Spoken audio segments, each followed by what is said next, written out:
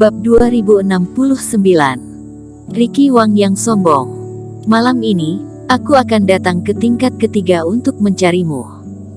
Jesse Tang tidak menyangka Eric Qin tidak hanya setuju, tetapi juga langsung memastikan waktunya. Apakah kamu benar-benar yakin, tidak mau kembali dan berpikir lagi? Jesse Tang bertanya dengan heran. Menurutnya, ini adalah masalah hidup, tetapi Eric Qin tampaknya tidak peduli sama sekali. Orang ini terlalu berani. Tidak perlu, aku sudah mempertimbangkannya, kamu dan aku tidak punya banyak waktu untuk berdiskusi, sekarang kamu memberitahu aku lokasi spesifiknya, untuk menghindari kecurigaan orang luar. Eric Qin menggelengkan kepalanya. Baiklah, karena kamu memiliki keberanian, maka semuanya akan mengikuti perintahku, aku janji tidak akan melanggar janjiku. Jesse Tang juga memiliki kepribadian yang berterus terang, melihat sikap tegas Eric Qin, dia berhenti membujuk. Setelah itu, keduanya bertukar detail spesifik, dan Eric Qin pergi.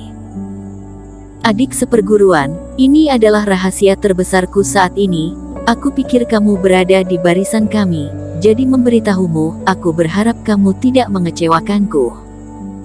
Ketika Eric Qin pergi, Jesse Tang berkata dengan serius. Eric Qin tersenyum, dia mengerti apa yang dimaksud pihak lain. Jika masalah ini diketahui oleh sekte, maka Jesse Tang tidak punya cara untuk pergi lagi.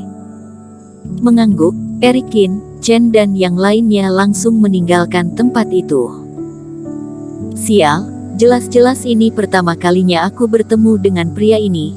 Mengapa aku menceritakan semua rahasia di hatiku, seolah-olah dia memiliki semacam ikatan kekeluargaan. Apakah penyebabnya karena dia memukulku?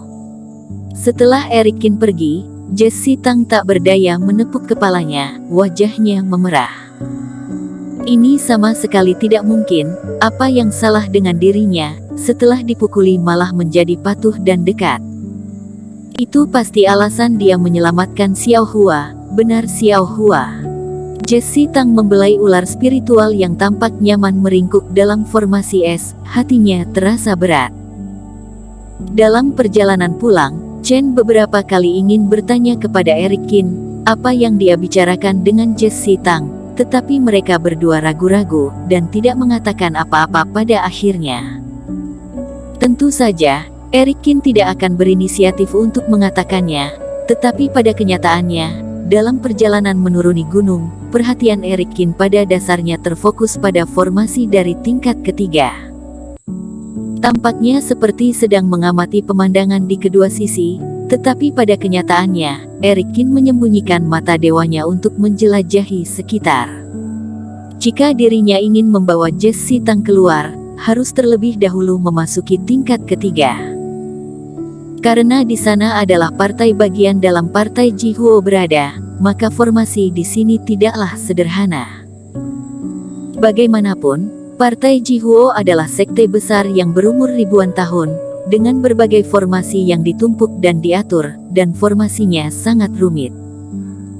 Secara khusus, tingkat ketiga tidak hanya terkait dengan 20 murid elit partai bagian dalam, tetapi juga tempat keluarga Tang berada, sehingga formasinya lebih teliti dan halus.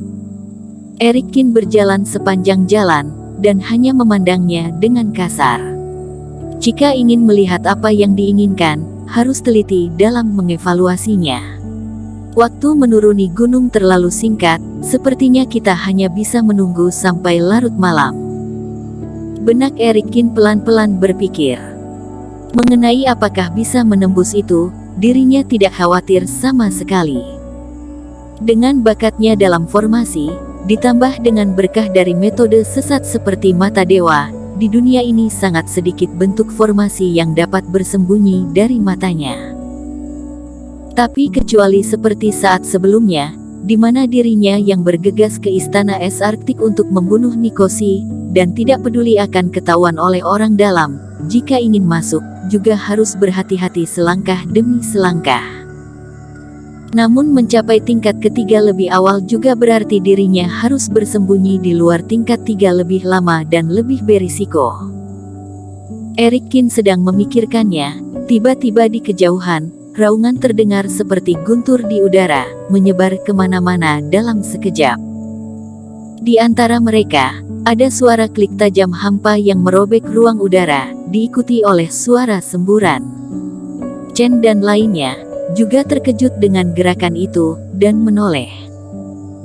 Semua orang melihat dari kejauhan, banyaknya reiki tak terhitung jumlahnya, menggemparkan bumi dan langit, aura yang berantakan membelokkan udara, dan bahkan mengalahkan ribuan mil awan.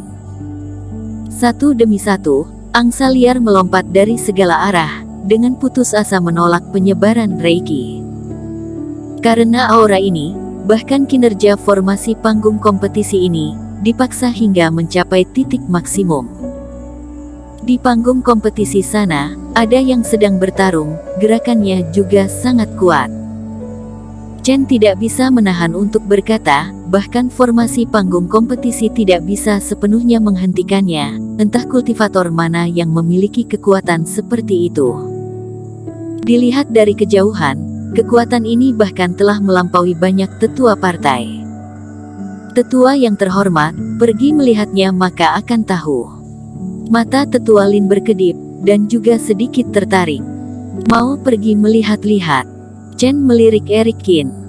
Pandangan Eric Qin tertuju pada formasi di sekitar panggung kompetisi.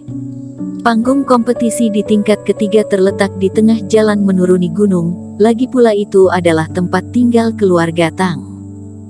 Dalam posisi panggung kompetisi, jelas lebih mudah untuk mengabaikan formasi. Melihat pertanyaan Chen, Eric Qin juga sedikit mengangguk.